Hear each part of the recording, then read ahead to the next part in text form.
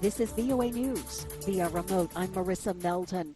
Dozens are feared dead after Russia bombed a school sheltering Ukrainians in the Donbas region. AP correspondent Naomi Shannon reports. As Russia's Victory Day draws closer, so do their troops. Moscow's offensive has pushed forward with attacks on eastern and southern Ukraine. In the Luhansk region of Donbas, emergency crews found 2 bodies and rescued 30 people after a school caught fire in the bombing. The governor believes all 60 remaining who are under the rubble are now dead. In the southern port city of Mariupol, all women, children, and older civilians who were sheltering at a steel mill were safely evacuated by the UN. But while Ukrainian troops refuse to surrender, hundreds are said to be wounded. I'm Naomi Shannon. The United States and other leading economies in the group of 7 nations on Sunday agreed to ban or phase out the purchase of Russian oil, directly targeting a major source of income for Moscow to pay for its 10-week invasion of Ukraine. The G7 leaders from Britain, Canada, France, Germany, Italy, Japan, and the United States have had a virtual meeting with Ukrainian President Volodymyr Zelensky. Afterward, they said that the new measures, quote, will hit hard at the main artery of Putin's economy and deny him the revenue he needs to fund his war. The U.S. has already ended its purchase of Russian oil, while the 27-nation European Union, which gets about a quarter of its crude oil imports from Russia, has also announced plans to do likewise. It's still in talks on how exactly to end its reliance on Moscow's oil. The United States also said it would ban Americans from providing financial services to Russian companies to keep the elites from building wealth. This is VOA News. U.S. First Lady Jill Biden made a surprise visit Sunday to Ukraine, where she met with Ukrainian First Lady Olena Zelenska at a school that has been converted into a shelter for people fleeing violence from Russian bombing elsewhere in the country. Biden crossed the Slovakia-Ukraine border into the city of Uzhhorod in the southwestern corner of the country after visiting with Ukrainian refugees who fled their homeland to Slovakia. Zelenska, who's married to Ukrainian President Volodymyr Zelensky, has been in hiding along with her 2 children since the beginning of Russia's invasion of Ukraine 10 weeks ago. On the day the United States celebrates Mother's Day, Biden brought Zelenska a bouquet of flowers, and the 2 shared a hug before beginning their meeting. In the United States, the man accused of shooting up a New York City subway train last month has been indicted by a federal grand jury. AP correspondent Julie Walker reports. The panel charged 62-year-old Frank James with committing a terrorist attack and other crimes. He faces a maximum sentence of life in prison. Authorities say on April 12th, James set off a smoke device on a Brooklyn train, then opened fire, injuring nearly 24, 10 of them by gunshots. He was arrested the next day. A motive is unclear, but in numerous online postings, James, who is black, made bigoted remarks about people of various backgrounds and rallied against New York City's mayor, also complaining about mental health care he received in the city years ago. Julie Walker, New York. Raiders killed at least 35 people, including a baby, in an attack on a gold mine in Ituri in the strife-torn Northeast Democratic Republic of Congo. This according to local sources on Sunday. One local official said the Codeco militia had carried out the attack on the gold mine. The official said 29 bodies had been retrieved from the Camp Blanquette gold mine, while another 6 burned bodies had also been found at the site. He said among the dead was a 4-month-old baby. The official cautioned that the death toll was provisional, as several other civilians have been reported missing, and other bodies are believed to have been thrown down into mine shaft. He said the search for bodies will continue. John Lee has been elected as Hong Kong's next leader after winning over 99% of votes cast by a largely pro-Beijing election committee. Lee received 1,416 votes in the chief executive election on Sunday, far exceeding the 751 votes that he needed to win. Lee will replace the current leader, Carrie Lam, on July 1st. And recapping our top story this hour, dozens are feared dead in Ukraine after Russia bombed a school sheltering Ukrainians in Donbas. Marissa Melton, VOA News.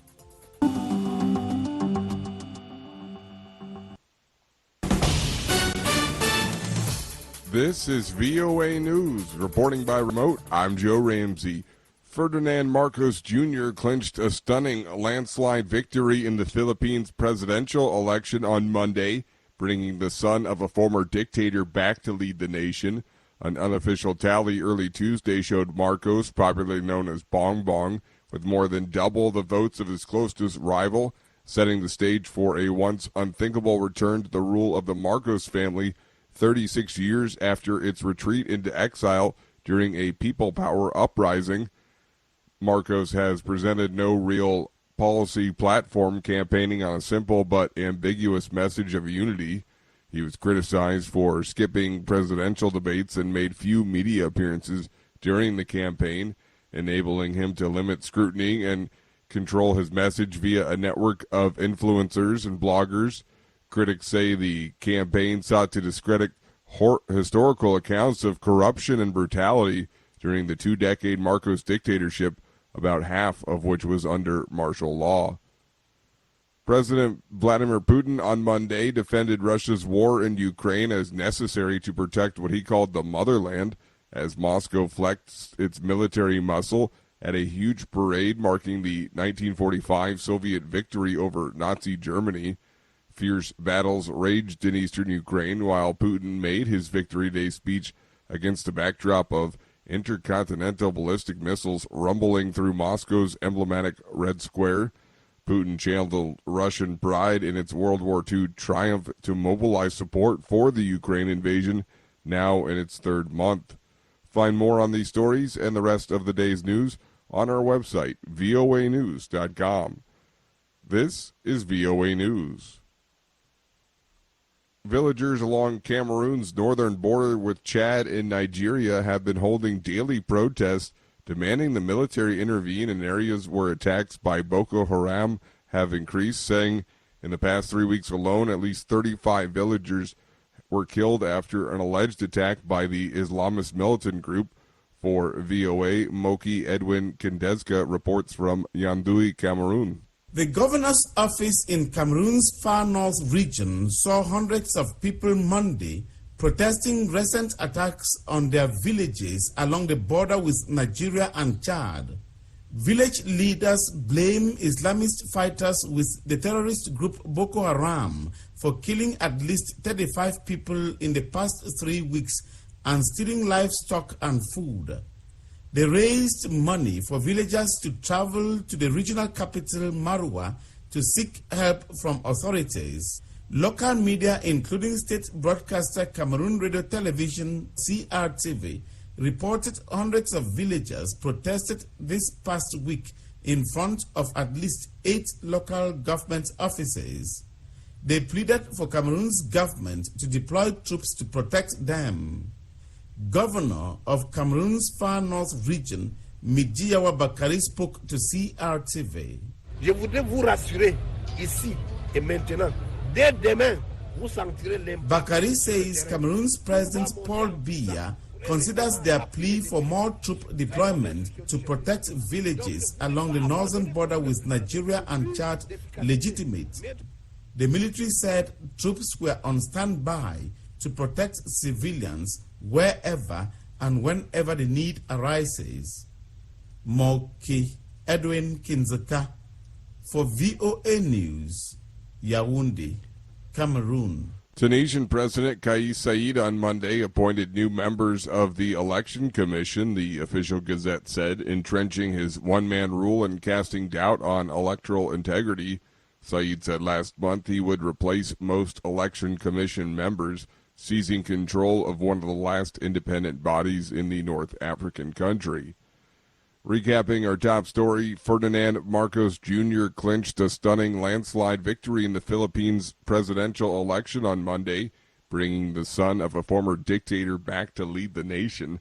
An unofficial tally early Tuesday showed Marcos, popularly known as Bong Bong, with more than double the votes of his closest rival, setting the stage for a once unthinkable return to rule of the Marcos family 36 years after its retreat into exile.